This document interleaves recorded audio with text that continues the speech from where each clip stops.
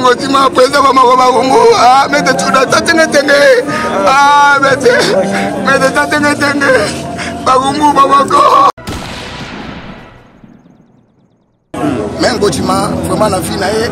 Il ko malam onga na retenir pas Ngotima. Avec une détermination na fina ye. Et puis tant de sali bomoko barumbu. Ba Ngotima a quitté l'équipe nationale na pena ki les ba entraîneurs nationaux. Vraiment Ngotima un bon combattant.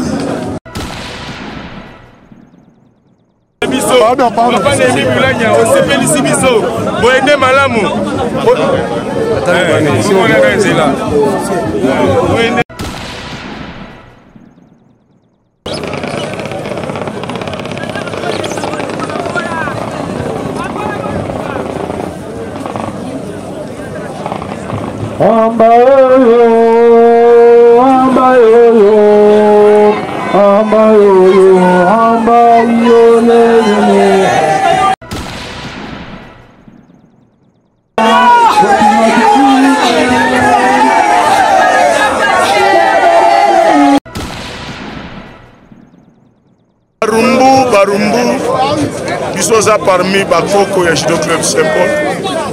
Pour preuve, nakati ya bomoko Barumbu ya Judo, biso toza ba membre. Naza karateka, nalekaki na Judo Club Saint-Paul, les bandeliti ceinture verte, on continue la karaté. Ngotima, je l'ai vu combattre. Namoni ndenga azo bunda, azo zwa médaille. La fierté ya Judo, il y a arts martiaux, les ngai. Nalobi que je viens lui rendre cet hommage mérité. À mon nom personnel et à celui de notre président, le camarade Joseph Kabila Kabange, nous disons merci à tous qui nous ont aidés pour cette cérémonie. Merci à tous les sportifs et surtout les judokas de Kinshasa. Merci à tous les cadres du PPD qui sont présents ici.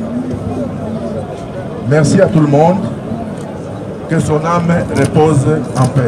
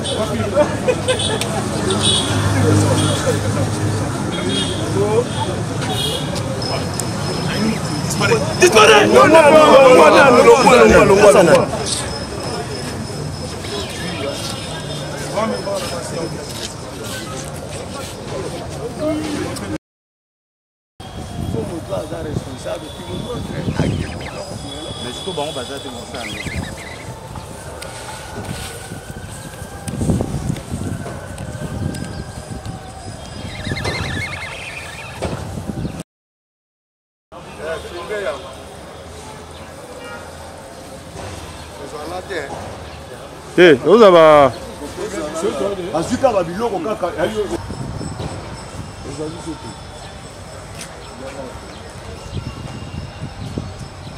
ça enfermé, hein? Mais canard.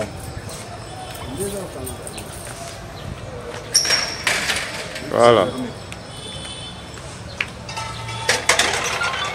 Déjà fermé. Donc, vous êtes constant au Sala Awa, dans le stade municipal. Il y a Barumbu. Une façon pour s'enquérir la vraie réalité où ils Awa. Parce que le stade est pendant longtemps, ils ont fait. Alors, na ordre du ministre, il y a sport et loisirs, il y a le stade. Donc, construire ça, mais il y a une façon à couiller, pour que le bako c'est la moto parce que moto a Koufi c'est un grand sportif, il faut pas honorer les gars. Puis vite, ouais, ok, vite, je pense qu'il y a des alliés déjà parmi les bureaux, mais vite, il y a déjà un robot pour ne pas dire après qu'il va bouca qui va bureau que tout split peu. Ok, qui m'a déjà la moitié des gars. tozomona la police bango wana baosala constant na bango avant que bourgmestre akomi na bango mu mese Guillaume Ilunga akota oyo eza bagroupe je pense que c'est bebani oyo eza bamécanicien oyo eza libanda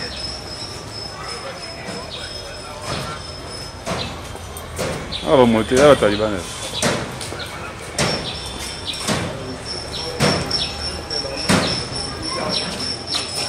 donc awa bavitre eza ya kobukana déjà ya kobukana mais bakangi na chaîne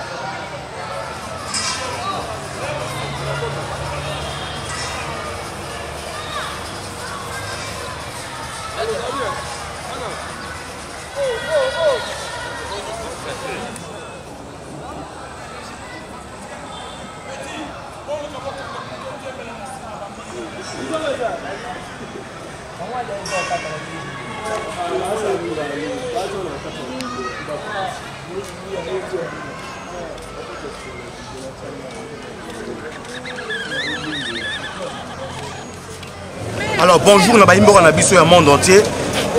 Bonjour na baimbo na biso ya cleboa.com. Donc ndenge bozomona na bilili ya André Njeko na teteleki mafumbe tout ça awa na cinquantenaire to ekolela maître Ngotima. Maître Ngotima azalaki athlète monene oyo a représenter mboka na ba pays belé atika kibiso.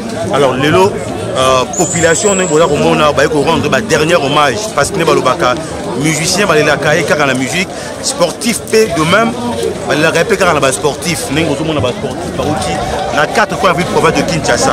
Alors le kola azali mwana Barumbu ndenge bomoni cellule la communication ya bourgmestre Barumbu peut être sur place de façon que tous les la maître Ngotima. Mais en attendant vous avez d'abord ambiance où ils ont régné awa et puis tout coup on a juste après pour tout ça l'interview et bateau bazar à suivre.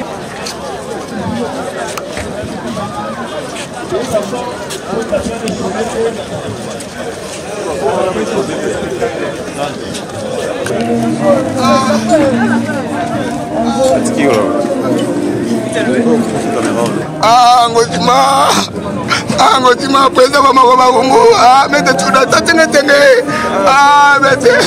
mete tatenge Barumbu babako bonjour maître vous bakomo na yo oui comment on va mettre yema bien on va mettre yema. Alors le lot maître Ngotima tika biso yo ebaki personnellement nengeni Ngotima na ebi banda mwana na ye vraiment azali garçon moko très courageux azalaki mutu moko oyo alingaki vraiment ba décision mingi donc azalaki bien dynamique.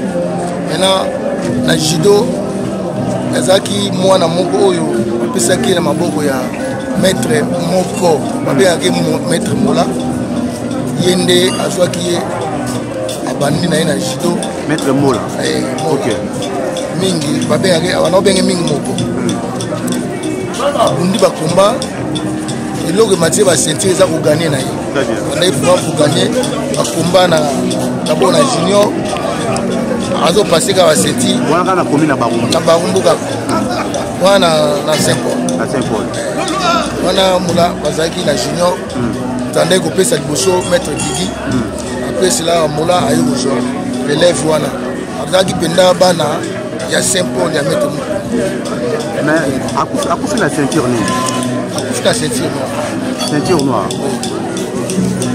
est-ce que Kanya pe la coupe du Congo kenda pe représenter mboka na ba pays mosusu peut-être bato mosusu ba abima na ye abima Kanya pe libanda médaille à joie mais tu gagnes en groupe l'équipe nationale. L'équipe nationale.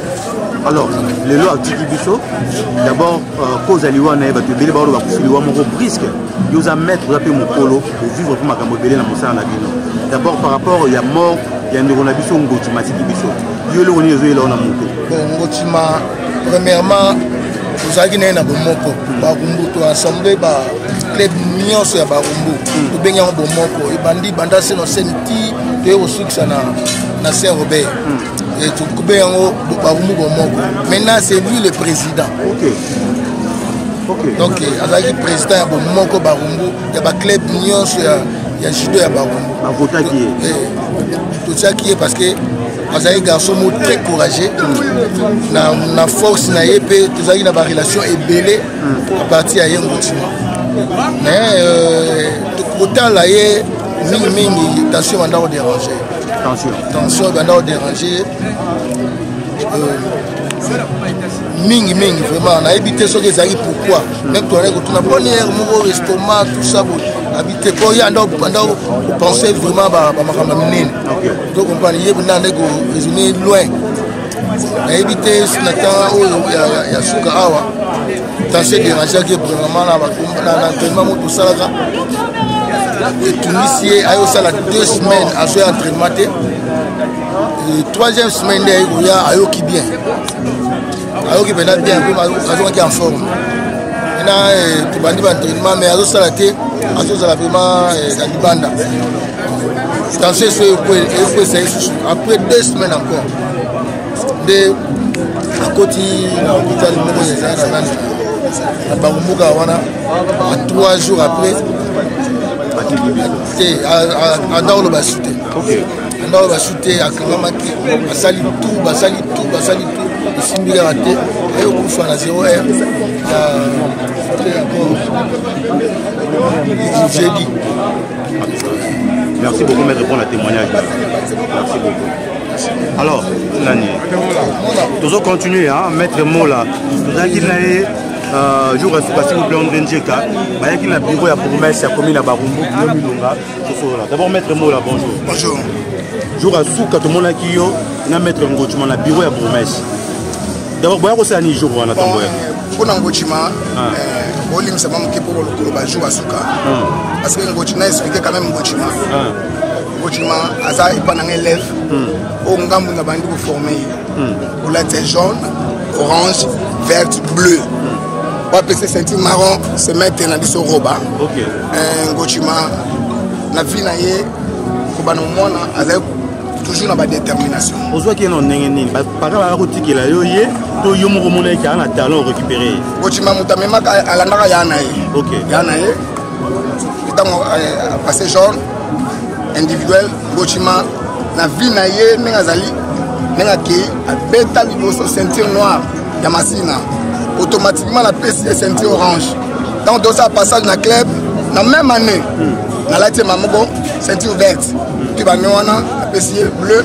Et puis, à côté de la ligne, il y a l'équipe de Saint-Paul. Mais n'importe où on a la même retenue à Saint-Paul. Et là, il facilité. Vous allez mettre qui est oui, moi-même, Bisso, je dois avoir 2 ans à Saint-Paul au Bundate. 2 ans au Bundate, ça veut faire qu'on a eu un commun individuel. Mais Ngotima, vraiment, la finale, et le Malam, on a retenu par Ngotima, avec une détermination à la finale. Et puis, tant que ça, bon, mon corps Barumbu. Bon, Ngotima, a quitté l'équipe nationale, les lèvres entraîneurs nationaux. Vraiment, Ngotima, un bon combattant. Un bon combattant. Vous avez un projet, il y a recours même la fédération nationale. Oui. Oui, nous avons une orientation, mais dans le principe comme la fédération. Il faut que le président, parmi les vice-présidents de la Judo Club Saint-Paul. Et puis, comme président, il y a mon corps Barumbu, la famille Oyo, et ça ici, le club n'a pas de sur la Barumbu. Tout ce dans le monde entier, tout ce qu'on va mettre le Barumbu à la tête, c'est déjà très important parce que vous honorer commune d'Abisso. Il faut voir comment on va mettre Saint-Nocel, on va mettre représenter Saint-Nocel. On a Judo Club Saint-Robert, on a Judo Club Fayet, on a Gaulois, on a Onatra, Donc, on a Saint-Paul, Pokoro, évolution de Barumbu, Judo Club Croix-Rouge, vraiment, ma club, ma renaissance. Tout ça, vraiment, ma club est toujours à peu près 12 clubs. Il y a Barumbu. Alors, on nini pour le sport et même la commune à Barumbu parce que tu peux considérer sport. Tout le monde va papa baza va couler tout bazali va mettre pour baza un peu honneur pour la commune et puis tout la moka. Sport, la commune à Barumbu, surtout sport au Bino, c'est déjà qu'on représente le Ronin. Bon, le sport on est tout ça là, biso de Kouti. D'abord unité. Et là on a si Mamakasi, judo c'est la famille. Et là on est sangisi biso na judo. Tout le monde peut encadrer mais en attaque hein. Non mon awa, et ça ville ya Kinshasa Mobimba. Oh baye ko kabana biso mawa ya moko na bango ya judoka. Neza boye na Angola, na minito baza déjà dans la communication na bango, na France, ba baye na ba Belgique, bango nyonso na minito ba na France, bazo sala pour na honneur ya Ngochima. Na Angola les mêmes, va même na Canada, ba sangani pour na kolela ndeko na biso Ngochima. Il y a un message nous ko lancer na bana Barumbu et puis na ba tout baye ba Ngochima pour que même après mort na unité continue ko zala entre bino ba sportif. OK. Bandeko na biso ya Barumbu. Non lo ba beaucoup plus pour na bomoko Barumbu. Initiative on a zoga bomoko Barumbu pour to sangana tout ça ini. Et puis na bomoko na biso ya Barumbu. Eza na moko na biso mettre tika alaina likanisi mettre ya mashita kilo personnel aina likanisi ya kosangisa Barumbu Kinshasa lingwala gombe. To benga on a kilibaki. OK. O esangisi Barumbu Kinshasa lingwala. Tout ça na posa que non biso ba commune wana to sangana sika moto za ini parce que judo et outi na ba LO biso to zali to na bolingo Barumbu Kinshasa lingwala parmi ba grand maître baza na commune wana misaki yango na biso chaque année comme année o ba titre zakaka Barumbu lingwala pour que biso to songa na unité ezaka pona judo te na ba discipline nyonso to za posa unité ba boxer ba karatéka tous les disciplines tout dans besoin tout dans la uni. Merci beaucoup maître Mola. Merci. Alors je pense que tout continuer hein. Là maintenant encore que la minute à Boubima, nous continuer à couvrir l'obsèque Oyo. Je pense que Pichumanga depuis Paris na Cléboa, Bolanda bien pour comprendre l'évolution ma caméra Euro Salama. Ah on a une image André Njeka, on a des téléqués ma fumbe à suivre.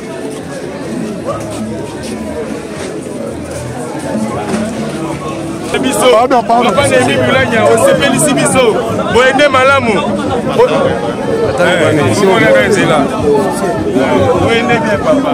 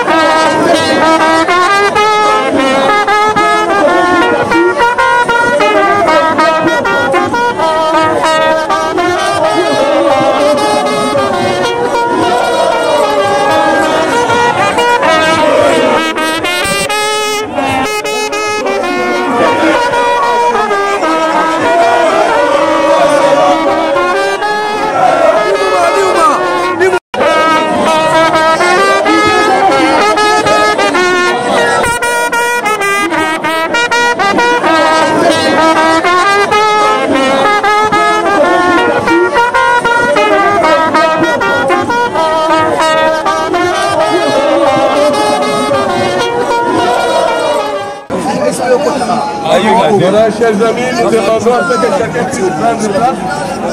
En même temps, nous demandons bouche d'aider à mettre de la discipline et de l'ordre.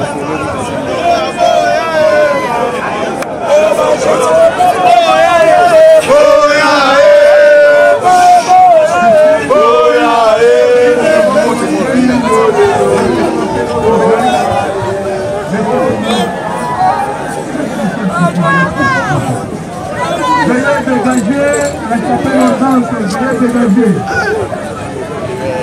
Que la mise sportive était nous afin de dégager la chapelle à danse.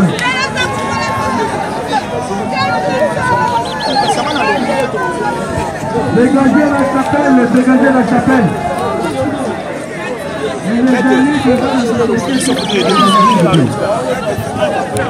Nationaux des différentes disciplines sportives ici présents,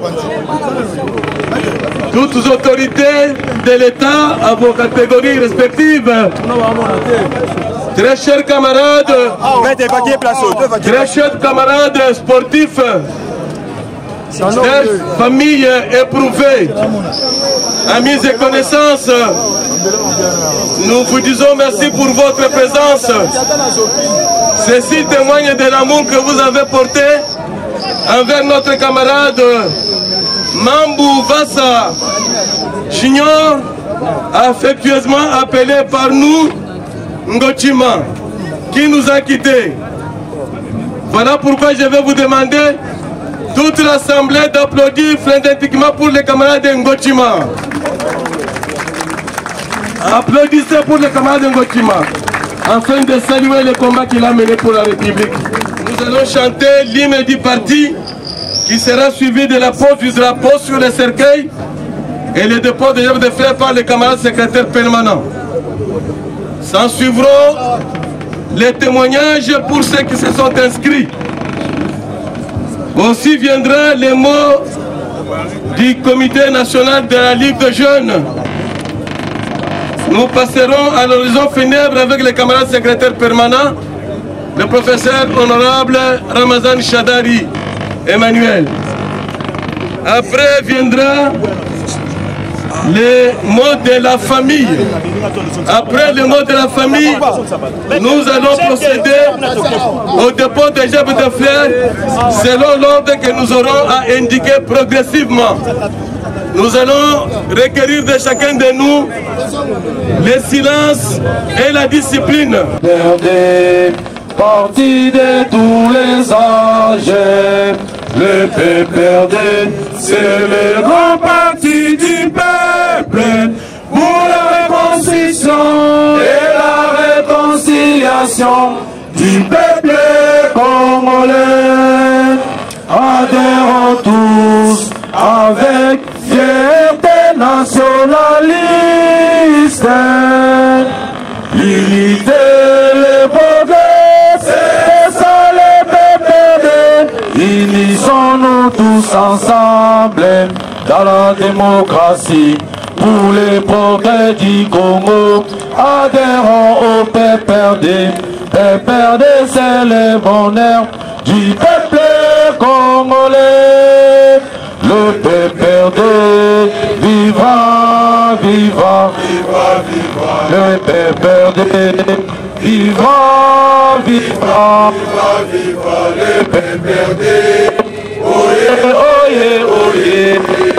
Vive le PPRD, parti porté étendard. Le PPRD vivra, vivra, vivra, vivra. Le PPRD vivra, vivra, vivra, vivra. Le PPRD, oyez, oyez, oyez. Vive le PPRD, parti porté étendard. En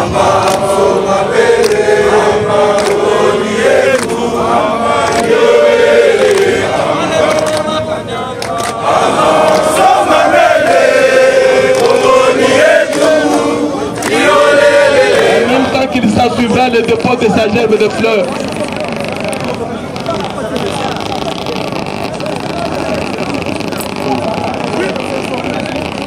Discipline s'il vous plaît et pas trop de bruit. Chers sportifs, veuillez garder le calme. C'est le dépôt de la jambe de fer par le camarade secrétaire permanent, accompagné du comité exécutif national.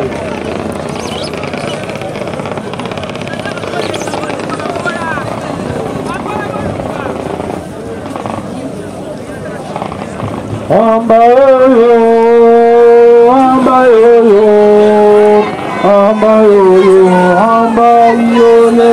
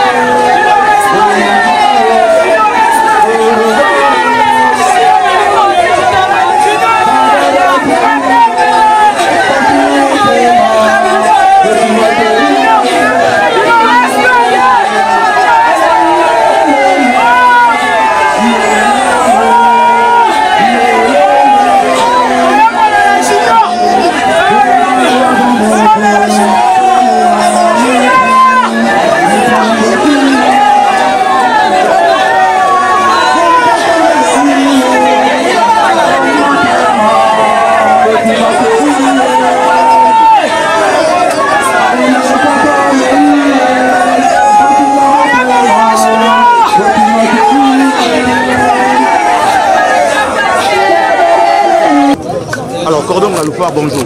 Bonjour, papa journaliste. Comment est Lelo d'abord, oui, Barumbu, ils sont parmi Bakoko et Judo Club Saint-Paul. Pour preuve, na kati ya bomoko Barumbu ya Judo, ils sont tous membres. Naza karateka, na lekaki na Judo Club Saint-Paul, les bandeliti ceinture verte, na continue na karaté. Ngochima, je l'ai vu combattre. Na moni ndenga azo bunda, azo zwa médaille. La fierté ya judo, ya arts martiaux, les ngai, que je viens lui rendre cet hommage mérité en tant que bon sportif, champion et journaliste papa. Et respect aux Ezagi Nangochi. Preuve aux Omonake qui Kinshasa est non conflictuel. Nazolo bangote poezaka maître major au monde a boé Moupakufi et comme ça ma ben état moussous et ça n'a pas 12%. Asiniga sur place c'est la paix sur place. Bon 88 wana to sala ni. Yango na Nzambe a pesaye esika kimia na mboka na ye que la terre de nos ancêtres lui soit douce. Avant que toujours maître major na maître moussous. Maître Vander. Yosa doyen bien que tu es allié à Makila mais comme étant mon Barumbu vous avez mettre pour une ceinture noire, comportement un sportif vis-à-vis de la société. Malheureusement, tant que tu formes à Bango, ils ont un judo, ils ont un taijutsu, ils ont un karaté, ils ont un jujutsu. Tant que tu formes à Bango, tu peux le combat de rue. Tu peux le combat de rue, tu peux le menace. Parce que yo yekoli ba point vito. Oui, parce que si on a bêti mutu awa et au salaïbou, mais tu as rappelé dans Makala. Prison et un bon sportif d'abord, il faut vous amouter ma mounene.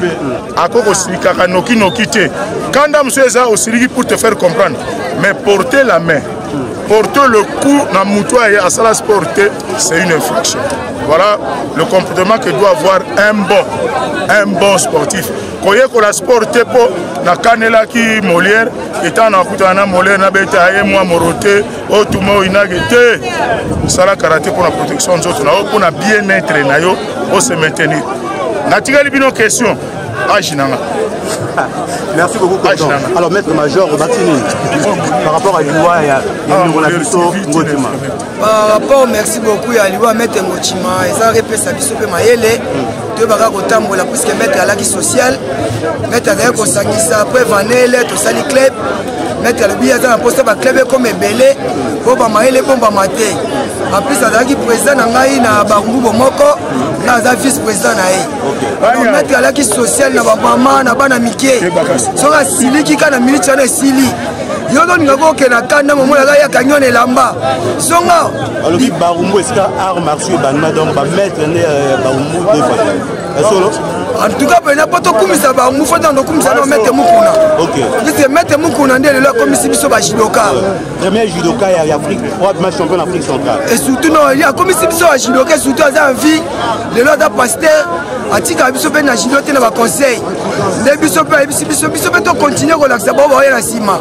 Les autres, on va mettre, les autres, ça va mettre, les bisous mettre Chico, les autres, ça va mettre Toda, et on peut se trouver. Alors, maître, on repère ce combo. Maître Vander, Maître Vander, descendant Saint-Paul. Batini, dans le Lubamité. On a Bakissi, et ça, il n'y a pas si peu. Alagi Kéré Moro parmi les généraux, il y a Baumou Nagatachido. Voilà parmi les généraux de Bissot. Donc, tant que déjà, il y a commis un général Koufi. Donc, il faut Baumou toujours au téléma. Autant bateau de Mobimba, parce que c'est l'honneur. Congo Mobimba, généraux, généraux, ça bimi déjà Libanda. Quand on bunda bakalisi, on bunda ba championnat makasi. Si babenga ngotima, babenga commando. Pour beta et bandelina beta setting noir. Kobimana ende bapesa commando wana po ba confirmer lelo nzamba shimoli monae biso pe befande to accompagner ti kota okeni malgré tout conseil mon gars sala ika bien tikela biso to sali club na maître olinga toujours kozala pembeni na biso ba idée ba conseil bozala na makele te a soutenir biso na mambo belé lelo moni club ebimi champion toye ko soutenir na ba shidoka biso to otika etina libi primaire et secondaire au collège Saint-Paul de Barumbu. Ensuite, il a poursuivi ses études des humanités en électricité industrielle à l'Institut Kinzwana de la commune d'Endjili, où il a obtenu son diplôme d'État en électricité. Maître Ngotima va se lancer dans son propre business en faisant le trafic entre Kinshasa et Brazzaville, et il s'est spécialisé dans la vente de vêtements. Le roi de Kundabara, Junior Mambouvassa, c'était un grand notable de la commune de Barumbu jusqu'à sa mort. Et il fut le président de l'ASBEL Bomoko Barumbu. Maître Ngotima fut judoka sur le plan sportif. Il fut un grand judoka. Judoka du Judo Club Saint-Paul, où il a gravi toutes les étapes jusqu'à devenir ceinture noire 5e dan. Il a aussi travaillé à la Transco, mais également dernièrement il était conseiller au cabinet de la ministre déléguée près le Premier ministre. Et que donc sur le plan politique, tous les camarades reconnaissent que Maître Ngotima, le camarade Mambou, fut militant de premières heures au Parti du Peuple pour la Reconstruction et la Démocratie, PPD en cycle, où il a d'abord commencé par être cadre du PPD Barumbu, jusqu'à devenir un des coordonnateurs de la jeunesse sportive du PPD. À mon nom personnel et à celui de notre président, le camarade Joseph Kabila Kabange, nous disons merci à tous qui nous ont aidés pour cette cérémonie. Merci à tous les sportifs, et surtout les judokas de Kinshasa. Merci à tous les cadres du PPD qui sont présents ici. Merci à tout le monde. Que son âme repose en paix.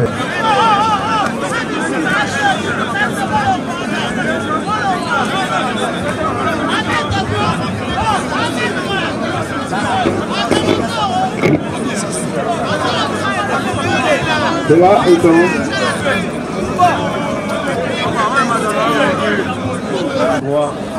les autres membres de tous les membres de la famille. Et cela l'a caractérisé tout au long de la vie de sa vie, parce que le témoignage du parti qu'il a servi aussi le confirme. Je ne serai pas à l'être très long parce que je suis tellement émotionné.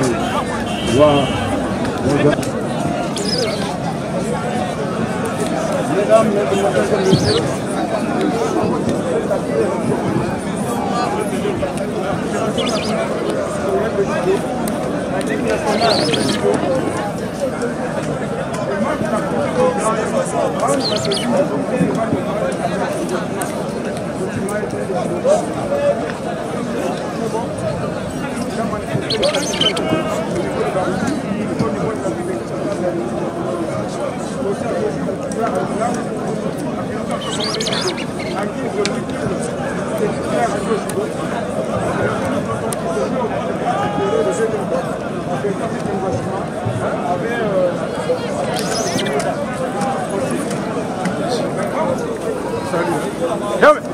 Hey! Ils l'ont déposé, on n'amène pas ça. Je demande à la famille, quelle est la responsable de la famille? Non, non, le responsable de la famille. Ah, vous avez un diplôme, naé. Wabié. Dans les responsables, membre de la famille.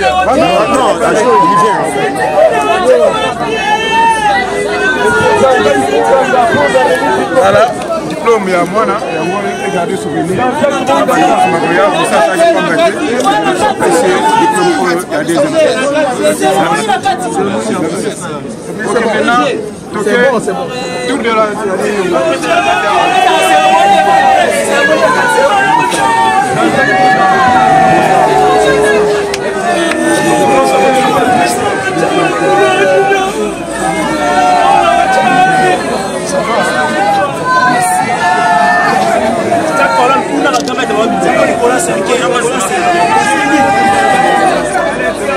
Carrément, maître.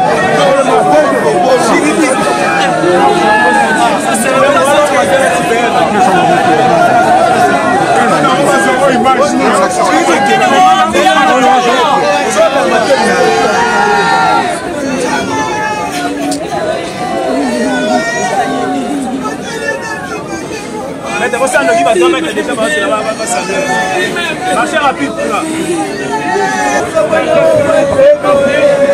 Merci.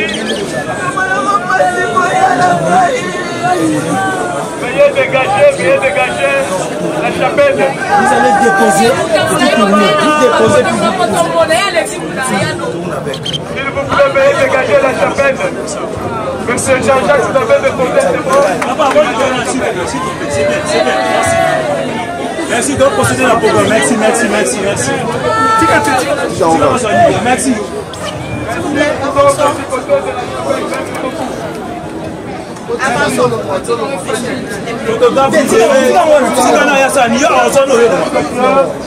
Mais pourquoi vous avez un photo filmée?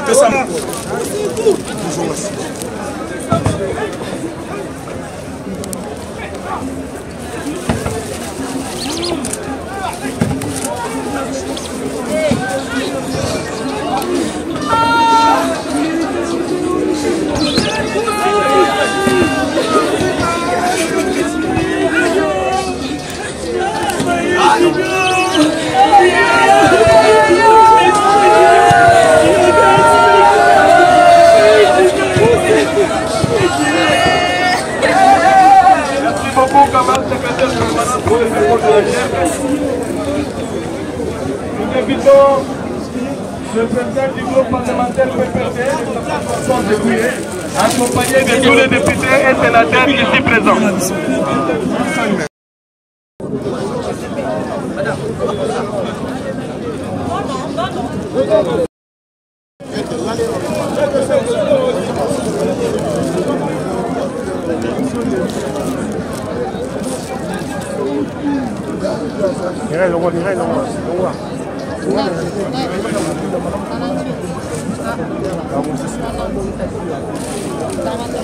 Merci beaucoup, Madame Président du groupe parlementaire François Dépouillé et tous les...